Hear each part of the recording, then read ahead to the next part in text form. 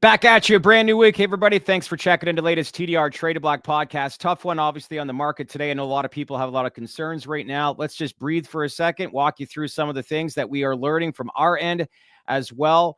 I know, yes, there is speculation about Rick Scott perhaps being announced and appointed as the Senate Majority Leader. We're going to talk about that with Anthony and I today and what that would mean, among other things. And we also have the strategic advisor, the former strategic advisor of Nikki Haley, talks about the strategy as to how he would approach the Trump administration pertaining to cannabis policy. A good one right now as we bring you into a Monday afternoon, our Traded Black podcast. Let's welcome in Anthony Varell. Good to see you. How's it going? It's a rough day. Very rough day. But, take it for what it's worth. I was out last week, as I said, in Michigan, and everyone I hear, that's having direct dialogue, and I know I'm going to probably get some flack for this, but everybody's talking very, very optimistic and positive about the Trump administration and how they view cannabis. You want to add something to that you're going to say? Yeah, so I'm taking more of a neutral stance. I think there's a lot of opacity and uncertainty around what's going on, but at the same time, Rick Scott matters if we were basically counting on SAFE or counting on legislation. And this is even if he does get confirmed by his peers. Doug Cass I was going back and forth with Doug Cass earlier today. There is no real reason to be afraid of Rick Scott as it relates to the cannabis industry right now. We haven't been able to get any legislation passed with the current guard that's in there. And what we really are and what our home run is Schedule 3. Schedule 3 is administrative. Rick Scott has no bearing on that. If Donald Trump put Ken Paxton as AG and then paired it with somebody that was a stark prohibitionist at the DEA, there'd be cause for concern.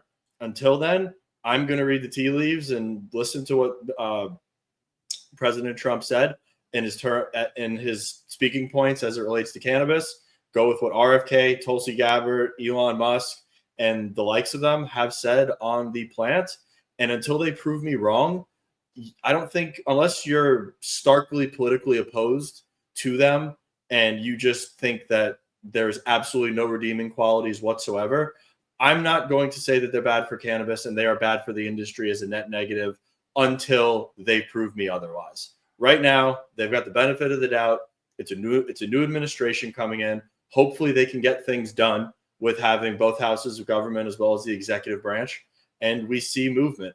Like I said, that could easily not happen. But until proven otherwise, I'm going to remain confident that they're going to do something pertaining to the industry. At least we get Schedule 3 done via the administrative route.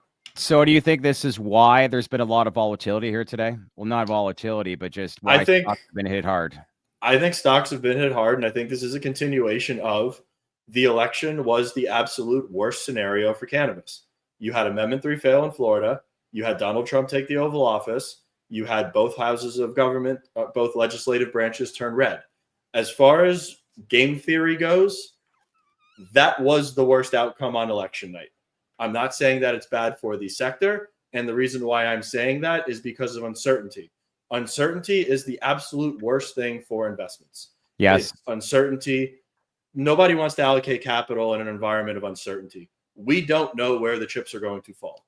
We have no idea what anybody is going to do. We have no idea who the people that are actually going to be pulling the levers are going to do.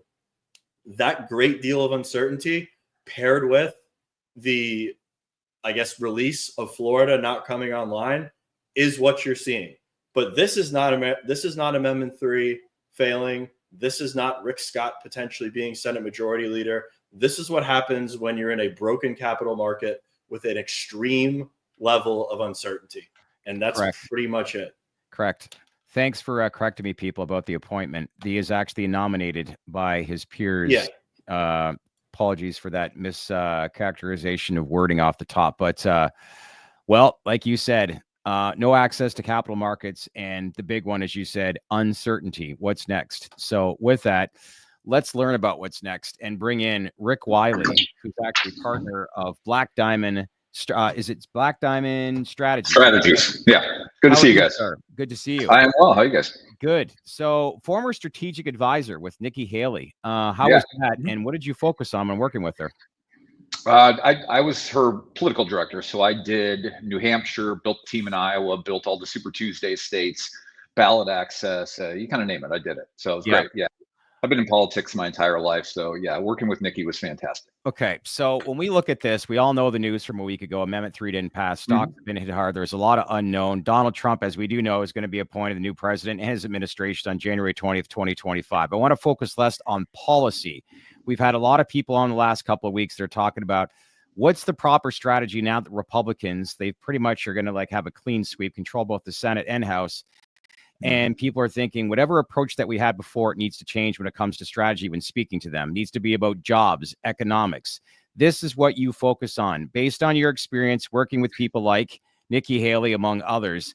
What's the strategy going in to get people or this administration bought in? Most importantly, just be informed about the industry, the potential it present as far as jobs and tax revenue. Well, I mean, Anthony, you hit it on the head. President Trump, honestly, was very forthright and complimentary is the wrong word, but open, I guess, would be his language on this. And I would look at the three candidates for Senate Majority Leader, Rick Scott, John Thune, and John Cornyn.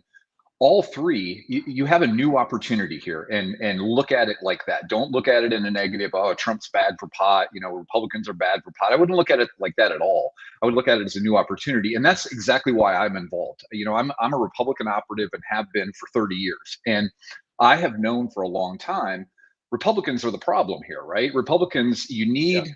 Yeah.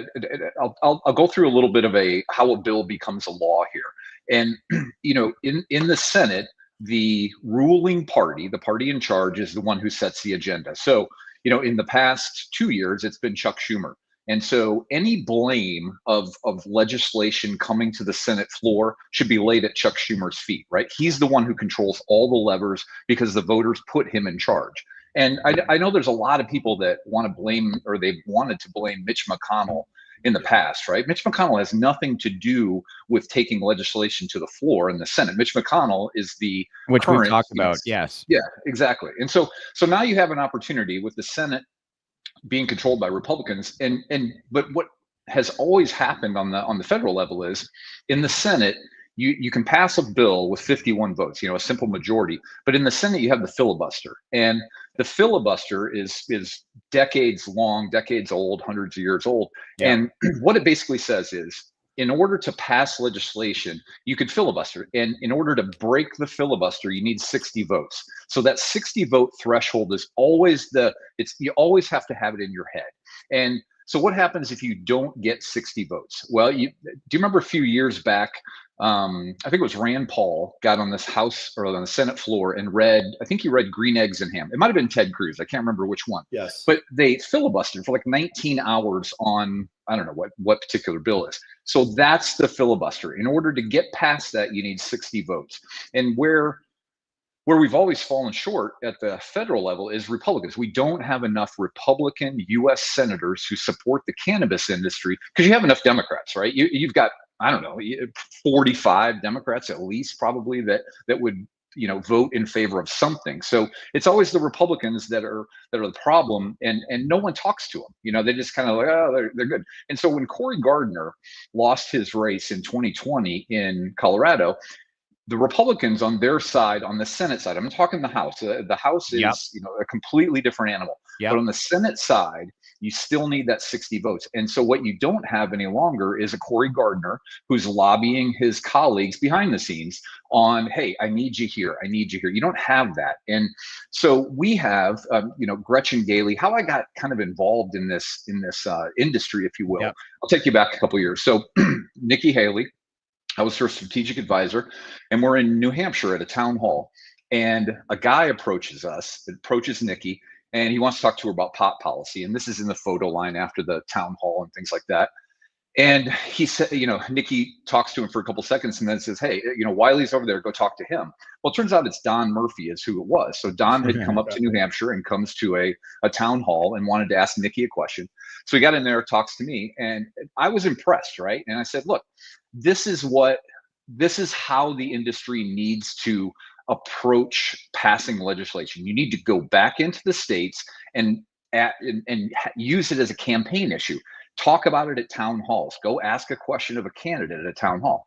So the next day, we are in another city and we're doing another town hall, and I'm standing out. I'm up on stage and a couple people away from Nikki, and I'm standing there next to a colleague of ours, and there's this hulking, huge man out in the audience, and he's approaching Nikki, coming through the photo line.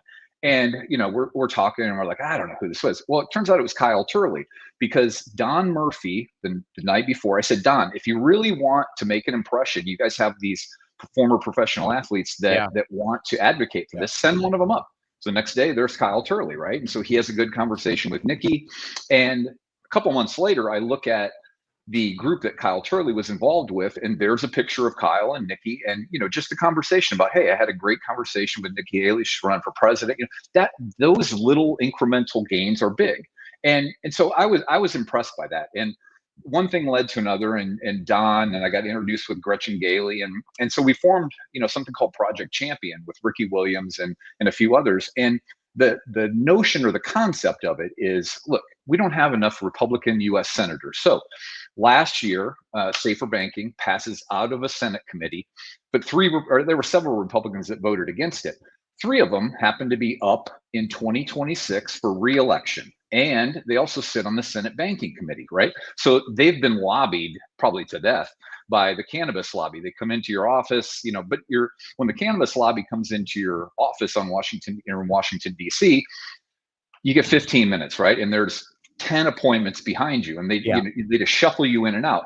Well, if you meet them where they are, if you're out in their district or out in their state, getting people who are constituents, who are voters of theirs, involved in the process, then they view those people differently. So that's what Project Champion is. We're taking the tact of, we've got these senators, and the map will change depending on who goes on Senate Banking and things like that, but they will be the targets out there, and we want to engage the grassroots. We've worked with a data firm, so we know who the likely, I'll call them cannabis voters, but they're more people who would take the cannabis industry and advocate for it.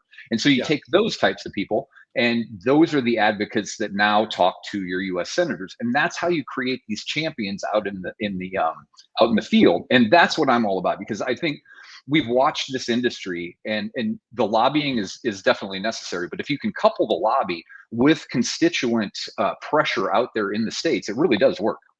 How much? When we talk about politics, a lot of what we talk about is optics.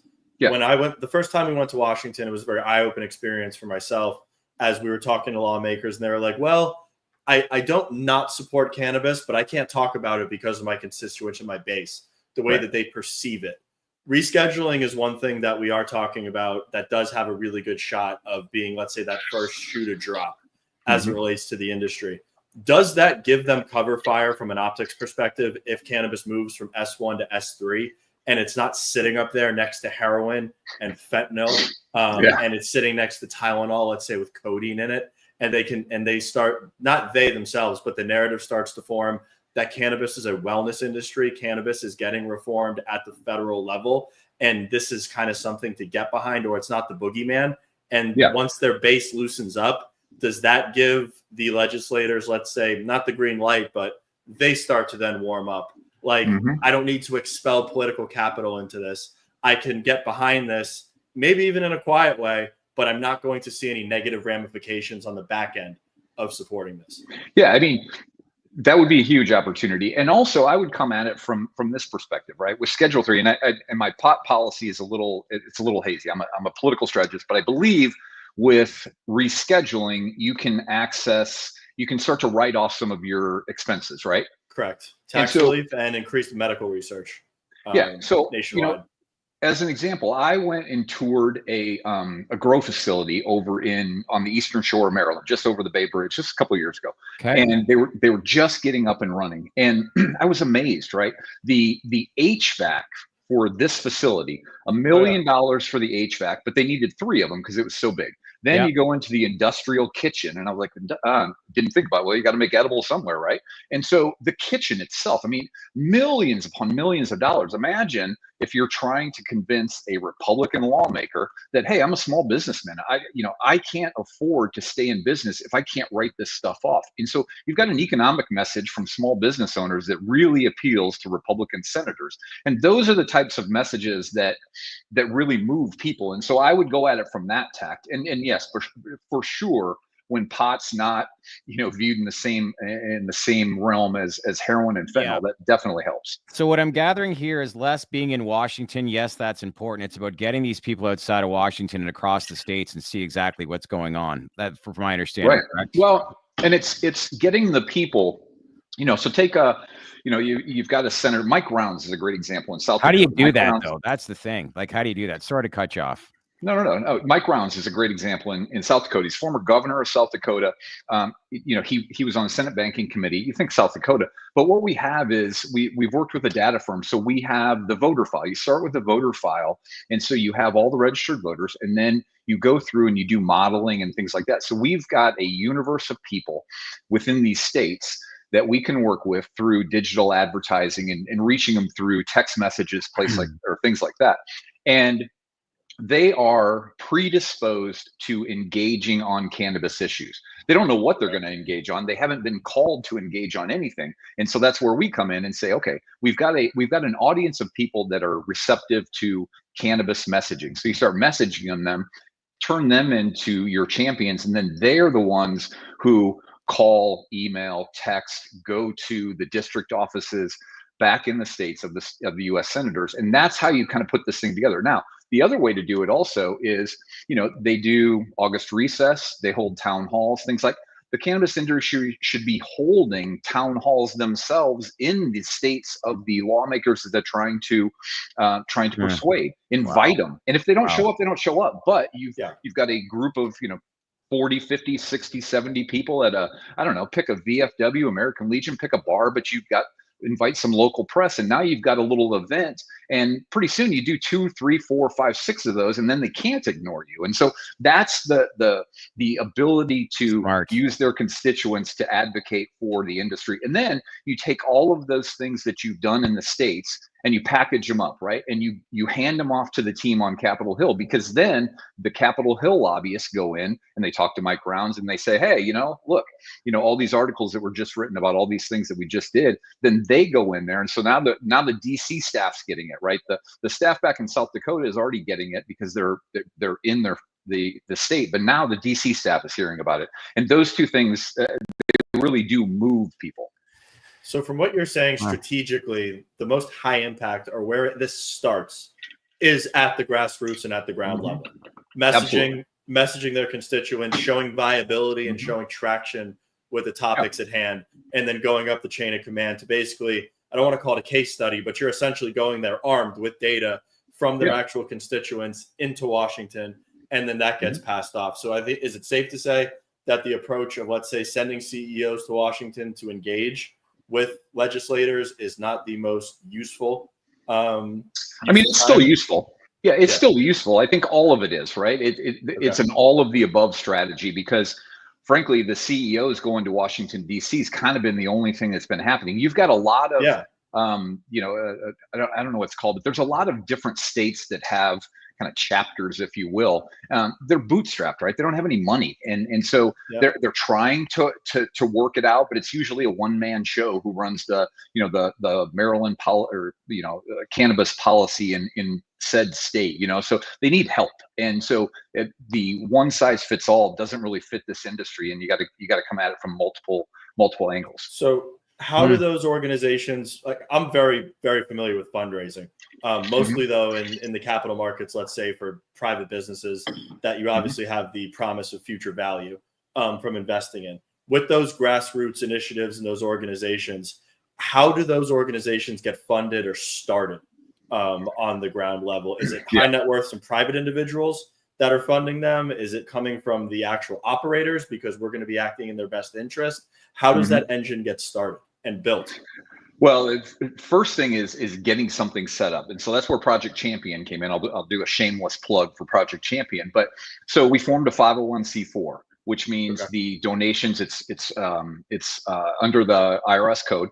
So the donations are non-disclosed.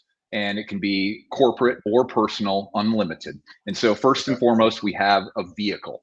And so that vehicle can then go out and do messaging and education. So now we go and Gretchen, Gretchen Haley is always on the phone, always talking to people, just raising money. So that's what we do now is go out and pitch people on the plan. So we've come up with 90-day priorities for Project Champion. The first one is the rescheduling. You had 40, I think the DEA had 43,000 public comments on rescheduling. Smart. And so on December 2nd, there's going to be a hearing in Washington, D.C. Now, they've kicked the appearances of the witnesses back until January, February, but we're going to have a presence there and do some media around it, because it's that is honestly one of the most historic days in cannabis history is this DEA hearing. So we'll have a presence there.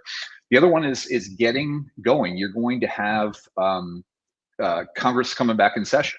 And so when they come back in session, we have to have some kind of a presence there. And so if we've chosen our targets, which I think we're getting close, once they kind of fill in the Senate Banking Committee, I think that will lay out where our targets are, because any legislation is probably going to come through that committee. And so we got to start thinking who's on that committee and do they line up? Are they up in 2026 for re-election? If they are, they're a perfect target, right? Let's get their constituents involved early.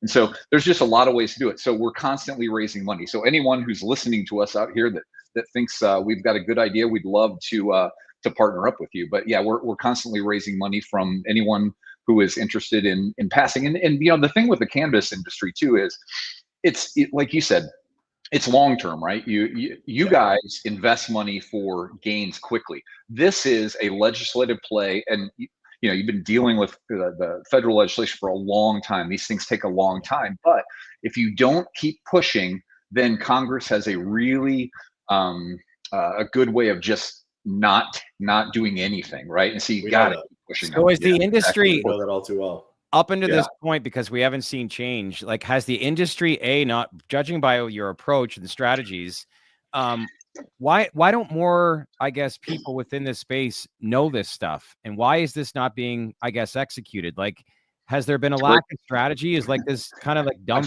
knowing that you've got companies that are paying a 280E tax code, which is crazy, and there's not more of an in-depth strategy towards all this? I guess that's what kind of surprises me.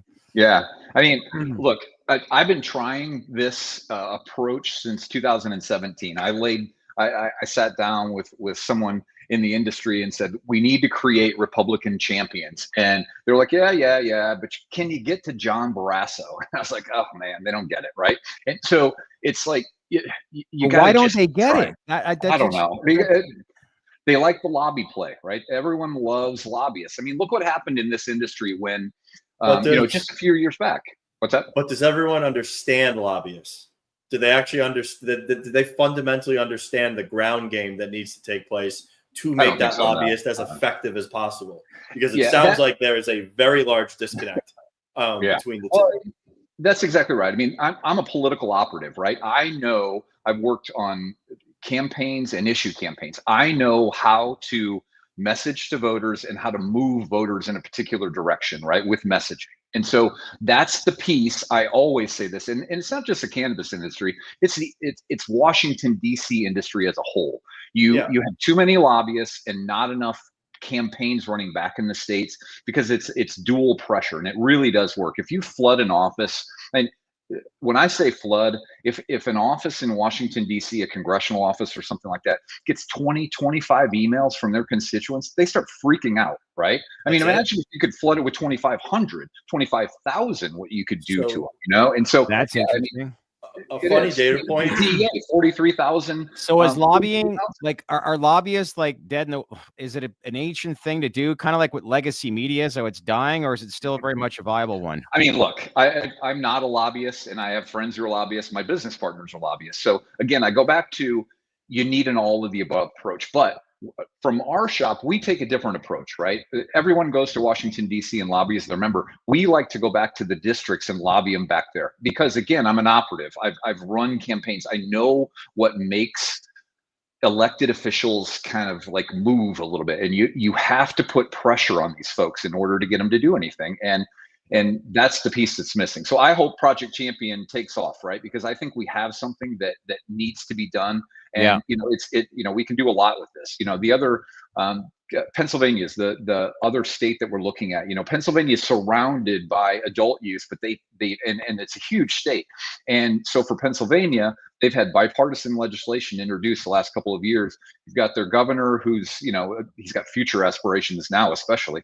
Big ones. And you've got, it's a legislative thing. You're not going to have to spend $110 million like you did in Florida. It's the legislature in Pennsylvania that passes this. So that's another one that we're going to be looking at as soon as the first of the year, where the two bipartisan lawmakers who introduce it, right? So they're putting themselves out there. They need help, right? They need backup, and they need their constituents to help them. And then we go out and we find the 10 or 15 people that are they're going to be on the fence. And then we're going to go into their districts and we're going to get their constituents ginned up. And then we're going to help pass this bill in Pennsylvania as well. It's great. Listen, let's keep in touch. This has been good. Love it. Yeah. Do you want to, one more thing? No, I was going to say, I've actually seen your point develop in real time, because I think about a year ago, I mean, everybody in the audience, don't jump on me if I'm wrong, but we all started calling Chuck Schumer's office about safe banking and emailing his office about safe banking. We didn't get anywhere, but lo and behold, Chuck Schumer built a website and started fundraising on safe banking about 2 months later. Yeah. We saw the website pop up and we're like, he's either like trying to mess with us, or this issue resonated and he's doubling down, trying to actually raise funds on the back of safe banking. So it's actually funny to see that cause and effect. Well, it's interesting. In that, because if I'm Chuck Schumer and I'm thinking, okay, A, you're always trying to raise money. B, obviously, but with a message like that, then he is creating his own database of people now who are pro pot, right? Because they've given money. Whether it's $1 or $10 doesn't matter. And so he's creating his own list of cannabis champions as well. So good on Chuck for that. Yeah, and we all amplified it to high hell because we were all irate that he was kind of like just it was fun. It was politics, man. My saying is everything is political, and it is. Gretchen writes, Washington doesn't have a sense of humor. They are never messing with you. Well, that's probably true, actually. Yeah. All right, guys. Well, I appreciate it. Yeah, appreciate the time. Thanks for checking in. Yeah. All right, man. Thanks for your time, Rick. Yeah. Okay. Well, that was a breath of fresh air, but what an approach. And this doesn't have to be as complicated. It doesn't have to be as complicated as many think, but in my next life, I want the job title political operative. Yeah. It just sounds cool. It's got a nice ring to it. A few jackasses commenting on here today, just they know who they are, but you got some concerns, back it up with some data and some real concerns without having some outlandish comments. But we're never going to say there's guarantees with anything. What we want to have here is obviously the best thought leaders on the space as to when things go right, why it went right, and if things went wrong, why to get wrong, but more importantly, what's to happen next. It's funny what happens when stock prices go down. No one said Schedule 3 was guaranteed. Go pull any video clip of anyone saying Schedule 3 was guaranteed. Yeah. And I will eat my words. No one has ever said that. Clarin on Twitter had some great referrals, but what was the one? Montana, Missouri, Ohio, Arizona senators need to hear from organized dispensary owners. Yes, they do. Another one as far as getting Gretchen involved in this and helping out. Yes, like with our relationship, and Gretchen, I know you're watching this right now, but with her boots on the ground in Washington, we're working on a lot of stuff behind the scenes to make sure that we can get in front of the right lawmakers, knowing that she's there every single day to hopefully get on our podcast. But a lot of great ideas, because I know we're wanting to work with the United States Cannabis Council heading into the new year. But these are some great ideas that I think would be very, very beneficial for the industry as a whole, and how we could leverage this platform to give content that I think our viewers would find really helpful, and more importantly, get some more awareness towards this space, right? Yeah. I mean, that's the one thing. Yes, the price action sucks. The stocks are getting killed. Yeah. The industry's not going anywhere. The Florida market did not retract overnight. It just didn't move forward. It's still a $2.3 billion market that Trulieve has 40% of, and will probably actually expand their market share going into the future if what happens in Florida, or with what I think happens in Florida, is probably going to happen. You're going to see an acceleration of Trulieve gobbling up market share. The margin might not be there, They might erode their margin to a certain degree, but Kim's got the infrastructure to go to battle with all the other companies in Florida and really start to dominate. So, I mean, this industry isn't dead by any means. If Schedule 3 gets killed and we get nothing on SAFE and there's no, let's say, backdoor legalization via the Farm Bill, and we're sitting here at this time next year talking about all of those, formidable amount of these companies are going to go out of business, but the cannabis industry as a whole is not going anywhere. Yes, the top MSOs need to have a networking conference to discuss the strategies mentioned by several TDR guests. Yep, and we're working on that. I'm not going to name names. There is a consortium of MSO CEOs that are speaking directly to the Trump transition team. It's happening. It's not conjecture. It's not a fallacy. It is truth, and it is actually what's happening. Like I said, I'm giving the Republican Party and the Trump administration the benefit of the doubt until I am proven otherwise. Yeah. If I am proven otherwise, I will be very vocal about my opinion moving forward once that precedent is set. Okay, fair enough. Good point. And what we do know now, right now, as you said off the top, is uncertainty. And I think a lot of people are concerned with, obviously, needless to say, like how much, these stocks have been hit over the past week. Wanted to bring in now Dan Ahrens from Advisorshares. And good to see you. I know it's been, we haven't spoken to you, I think, in probably 2 weeks, but we saw the news, obviously, last Monday. Saw a little bit of somewhat of a rebound last Wednesday. Truly started to, I guess, come up a little bit. But since then, speculation surrounding Rick Scott. I didn't want to speculate as to all the things that are moving right now. There's a lot of people that have lost a lot of money over the last 7 days. So what's your thinking moving forward, I guess, on the viability of the industry and, more important, your ETFs based on what's happened over this past week? Well, that's a lot to unpack. Yeah, I know. It's a brutal day, a brutal week. And, I just heard Anthony mentioning, the Amendment 3 in Florida. And, hey, we had good reason to think it was odds on to pass. I think we always use that language. No one said guarantee for sure. But God, all those polls that we've learned not to believe were pretty positive for 3. So that was a gut punch. But now we are where we are now. And I'll agree with Anthony that I know there are people talking to the Trump transition team. There's some good inside information there. I've always said it was a low priority item for the Trump team, though. Very low. Behind a lot of other things.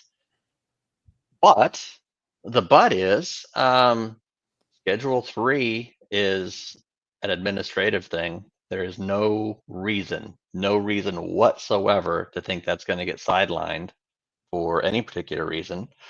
Trump is on record that he is supportive of various things. He's never used wording like Kamala used, like completely legalizing anything like that. He's for states' rights. He's for banking. And he's for medical. And there's no reason to think they're going to sideline anything. The other point is today, I've had a lot of conversations with people today too. Mine are more with financial intermediaries, market makers, people like that. And I think today was way overdone. And it was primarily on the rumors and conjecture about Senate leadership, who's going to be the Senate majority leader. And I saw stuff on Twitter out there saying, oh, these prohibitionists, oh, it's going to be dead for the next 4 years, all this worrying. And, I also don't worry about asteroids hitting the Earth. I don't worry about a lot of things. But I think anybody's better than McConnell. Yeah, and I think what I was going to say is there's real concern here. Asteroids, whatever. We got people that have lost a lot of money over the past week. Oh, right? Absolutely. I don't want to diminish that at all. Hold on. I would argue that Thune and Cornyn, or Thune, however you want to pronounce it, they're both worse than McConnell because they don't want to play ball with Trump on his agenda. They've both stated it before the election. Yeah. Thune or Corin would be a big problem for us, because if Trump does want to push cannabis through, he's not going to have that friendly party like he would Rick Scott being in the leadership position. Yeah. They scare me. Most of the chatter is about Rick Scott, and everybody's worried about Rick Scott. And I don't know, maybe I'm trying to look at the glass a little more half full than Anthony, even if we somehow got the other guys in there. But it looks like we're going to have a red House. Yes. And we're going to have a red Senate. And we obviously have a red president. I'm actually going to say I think that is a better setup than a mixed. Because let's say we had a Democrat-controlled House, and they put through a banking bill. A red Senate is going to want to squash that. And we're going to have a stalemate. If we have a Republican-controlled Senate that wants to do a clean banking bill without all the other additions, and we already have a president on record saying he'd sign it, I think we have an excellent chance to push through some limited things, because there's not the fighting, there's not the competition, there's not the one-upmanship between the Democrats and Republicans. So maybe that's, again, me being cheery. The other thing I really want to talk about here is, seeing some of the extreme panic out there on social media and obviously in stock prices. And I want to talk about the structure of the fund and what's going on with the actual mechanics of these funds, because they've been ugly. What are the implications? What are the implications on MSOX from a pricing perspective right now? Like, is it potentially going to split? Is there anything that needs to happen, or like, is it just, it is what it is, and it's going to ebb and flow with the underlying and the price action on MSOS? Yeah, and let's talk about MSOX, and let's talk about the ETFs in general. Everybody needs to remember it's a fund. Let's talk about MSOS. It is a ETF, it's a fund, and it is going to reflect the underlying stocks that it holds. Nothing more, nothing less. Okay. If the fund gets inflows, I see people out on Twitter get excited about that. Does it make prices go up? Quite obviously not. It does not. The fund gets inflows and it runs pretty smoothly, and it reflects the underlying prices. And I'm going to back up one more step and say what happens there. If market makers are selling the ETF to the street, people are buying the ETF. That's good. I'm happy with that. The market makers are gathering shares of GTI and Curaleaf and Trulieve and Verano throughout the day. And the way an ETF works is at the end of the day, on a regular ETF, they send those shares to the ETF. It doesn't move prices. Okay. Market makers already been gathering those shares. We put things in place over the past year where now the market makers contact the swap counterparties and sell them the shares at the end of the day closing prices. So it doesn't move. The reason I'm explaining that is it works exactly the same in reverse. So if the fund's going to get a redemption, the market makers are going to be in touch with the counterparties, and they're going to swap the shares back and forth. There's no reason to think there's going to be a bloodbath, that it's a bad thing. The money can come into an ETF, money can leave the ETF. So if there's a redemption, that's not implying that you need to accrue the cash to pay that party, and the only way to accrue that cash is selling stock in the that's in the ETF. That's not true.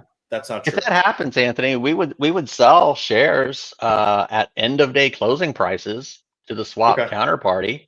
But you're not going to see end of day volatility. You're not going to see a redemption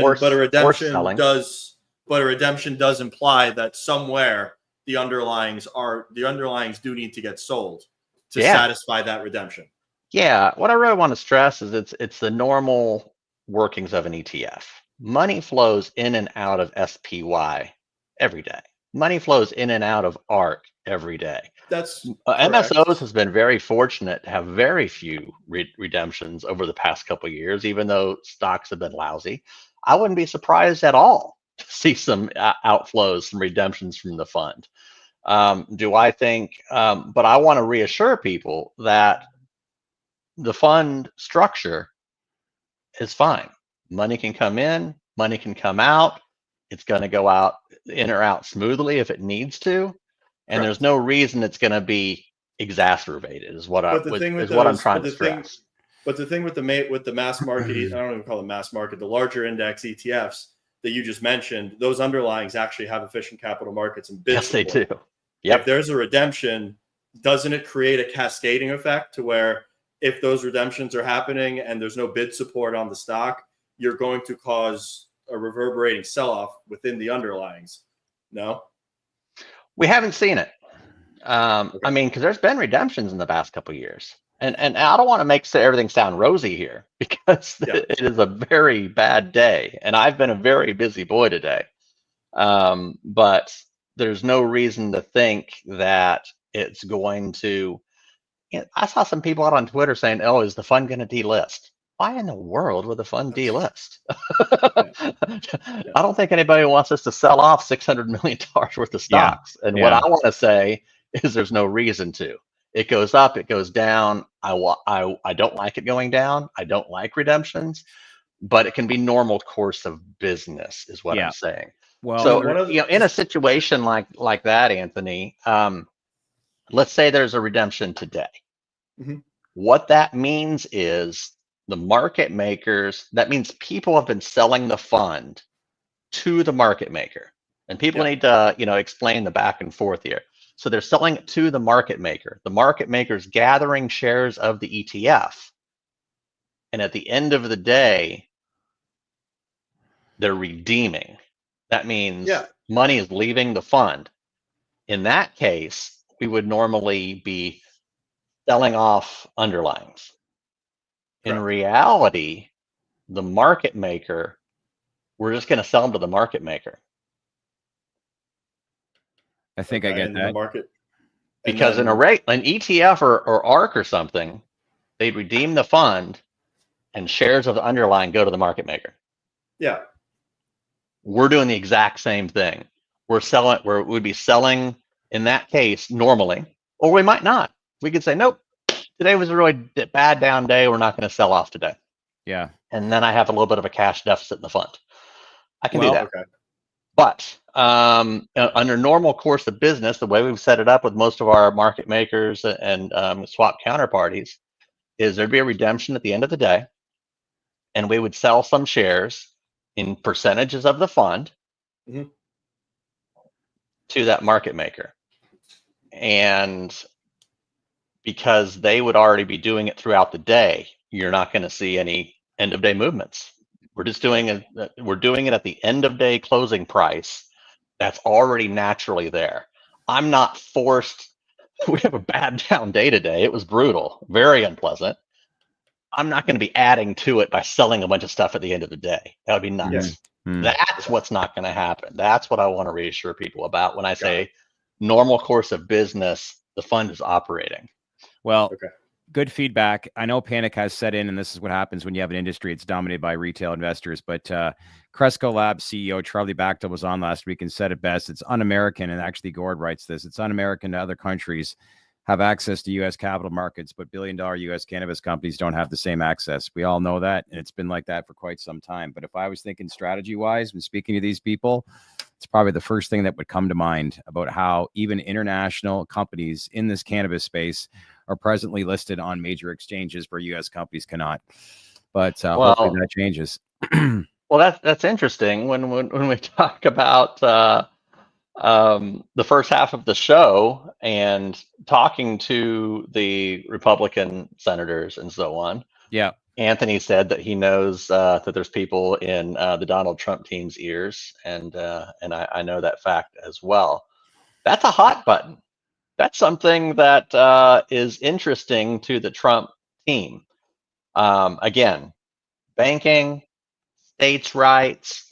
Are they going to be really raw on adult use? No, never. No. But are they going to believe in states' rights? Are they going to believe in banking? And overall, is it unfair and un-American that these U.S. companies aren't going to be able to list on U.S. exchanges? That's going to gather their interest. That's what makes me. I understand the uncertainty, a lot of uncertainty, but that's what gives me hope for the future, if I want to call it that. I don't want to use the word bullishness because it might take a little while, but no, cannabis is not dead for the next 4 years. That is just dumb thinking. It is dumb rhetoric that's being spread around. No promises here. Everybody should be well diversified. I'm well diversified in my personal investments. I'm doing quite well in other areas as I'm losing money in cannabis. Yeah. Speaking of psychedelics, we're diversified. Psychedelics have ripped. RFK, that tweet last week, and I'll be curious to see how that working relationship is going to be with him and President Trump. I think on paper right now, there's a lot of great things with RFK involved, but there's a lot more to it than just RFK basically, making a decision. There's a lot more people involved when making decisions like this when it comes to the healthcare system. But obviously within that tweet, he did line psychedelics. And as a result, the industry has caught a bid. But Cybin's going to be announcing, I think, earnings. I don't think we know what day yet this week. Was MindMed last week with earnings? MindMed was last Tuesday, I'm pretty sure. Yeah. Yeah, a lot of excitement happening in psychedelics, and I'd like to see that fund grow. And it brings us back to MSOs and MSOX, and something we didn't cover is we talked about the structure. MSOX. An ETF is not an individual stock. So first of all, there is no listing standards, no listing requirements when a fund is at $1 that it has to split or anything like that. Yeah. Okay. But when a fund gets small in price, it's smart for the fund sponsor to probably reverse split it, because there's people that pay trading commissions. Most institutions do. I know you don't pay trading commissions in your Fidelity account or Schwab account or your Robinhood account, but no, most people pay commissions. So no one wants to pay commissions on a stock or a fund or anything that's under $1. Also, there's just spreads to think about. There's a difference between the bid ask. The bid ask is substantial when you got a fund trading around $1 or less, or 59 cents. So in an ETF or any fund, the price or a reverse split or a split, it's just math. Everybody needs to know this. It's just simple math. I see people worrying about splits, and they shouldn't be.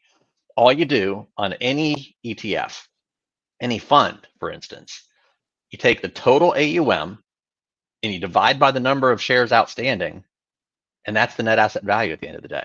Okay. Nothing more, nothing less. And the structure of an ETF, what makes it different than a mutual fund or a closed-end fund, is market makers will keep the closing price, the bid ask, in line with the net asset value. So if we need to reverse split, you just take the price and divide by 10 or multiply by 10. If we're going to do a 10-for-1 split, multiply by 20 if we're going to do a 20-for-1 split. That's all it is, people. Don't think about dilution. Don't think about crazy things. It's just all the AUM divided by the shares outstanding gives you the price. So, Mohammed Shireen writes, MSOX has 6 months to not do a reverse split. Please question for Dan. I don't know what you want to. I think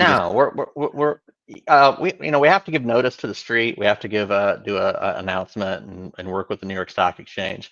No, we should do a reverse split. So don't be surprised when you see a reverse split in the near future. It'll be announced, and all it is simple math to make the fund a little bit more tradable and palatable. Does that make sense? Yeah. Yeah. Another thing I want to outline before you run is that, guess what, people, and I'll say this again, you are not a client. You do not pay us. We just have you on because you are the managing director of the largest ETF in the cannabis space. And that's why I think it's a value to have you on every single Monday. So there are times where I think that, yes, we're just here to learn. And I appreciate the feedback. But there are a few people on Twitter that keep alluding to the fact that we're trying to promote and pump you. We're not like that. We will never be like that. And quite honestly, if we had any inkling that you were like that, we wouldn't have you on. And that's why we have you on, Dan. I appreciate you saying that. And no, we don't pay for promotion. I want to get on here and educate people and give as much information as I can. I think that's win-win. Yes. So no, there is no you paying us or us paying you either direction.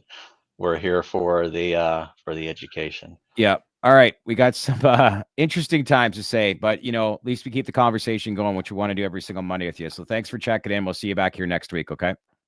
Thanks everyone. Hang in All right. there. Thanks, Dan. Thanks, Dan. Yeah, a lot of stuff coming in, people, and we're trying to get as many questions answered for you as possible. Well, good conversation that you had with him, walking a lot of people through and some of the stuff that people are concerned about right now, but just getting a better understanding. But what was your takeaway from that? With Dan? Yeah. I was just it's good to talk about mechanics and just the general overarching theme of how they work. Yeah. All right. Many of you are thinking Michael DiGiulio, CEO of Village Farms, was actually going to be on today.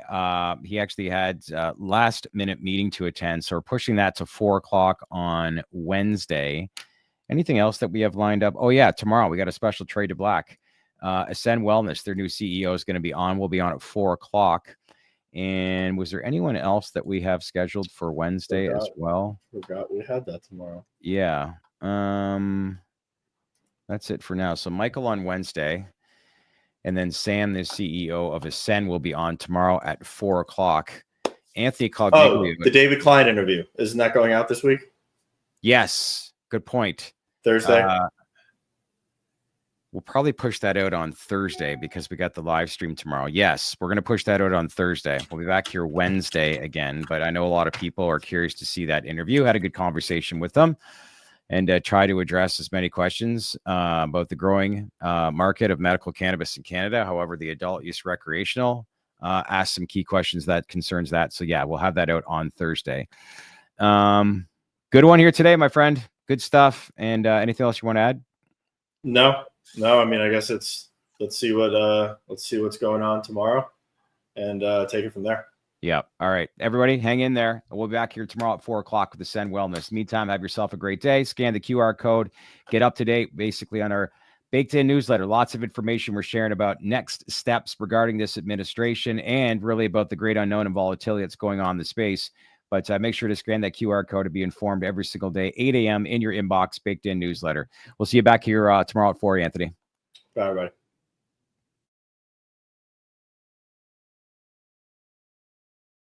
So there it is, everybody. What'd you think of our latest live stream? You love the content we're creating? Anything we're missing? Leave some comments below. We'd love to hear from you. All kinds of things that we like to discuss, but the most important topics, they come from you. And make sure to smash that like button. We very much appreciate it. Also, another thing, 60% of our audience, they're subscribed right now. 40% is not. So if you haven't done so already, make sure to subscribe to our channel because we wouldn't be here without you. Thanks for watching, everybody.